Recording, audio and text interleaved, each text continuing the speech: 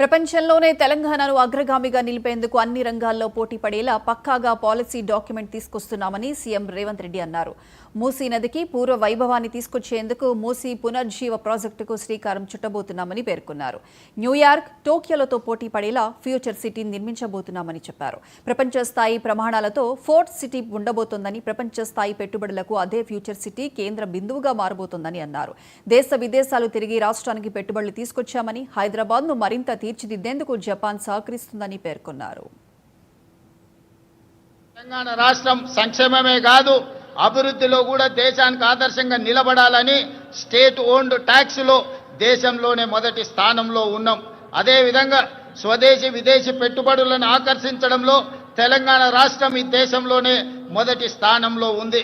దాదాపుగా ఈ 18 నెలల్లో 3 లక్షల కోట్ల రూపాయల పెట్టుబడులను ఆకర్షించడమే కాదు, అమెరికా, జపాన్, సింగపూర్, అదేవిధంగా దావోస్ లాంటి నగరాల్లో పర్యటించి ఈ దేశానికి ఈరోజు పెట్టుబడులను సాధించినాం.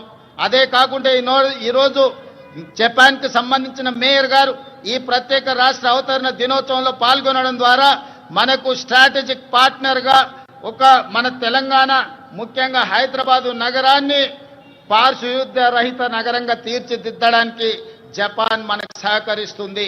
అందుకే ఈరోజు రాష్ట్ర అవతరణ దినోత్సవంలో వారు కూడా పాల్గొనడం జరిగింది. వారికి కూడా మనస్ఫూర్తిగా అభినందనలు తెలియజేస్తున్నాను తెలంగాణ ప్రజల తరఫున.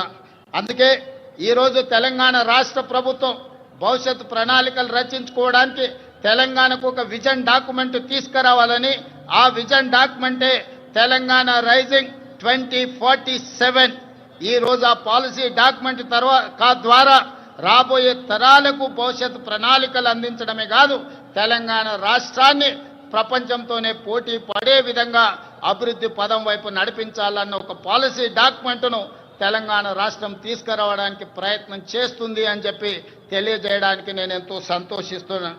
ప్రపంచ నగరాలతో ధీటుగా హైదరాబాదు నగరాన్ని తీర్చిదిద్దేందుకు ప్రణాళికలు రూపొందిస్తున్నాం. పెట్టుబడులు మిత్రులారా. Right TV Bulletin updates. Keep watching 99 TV.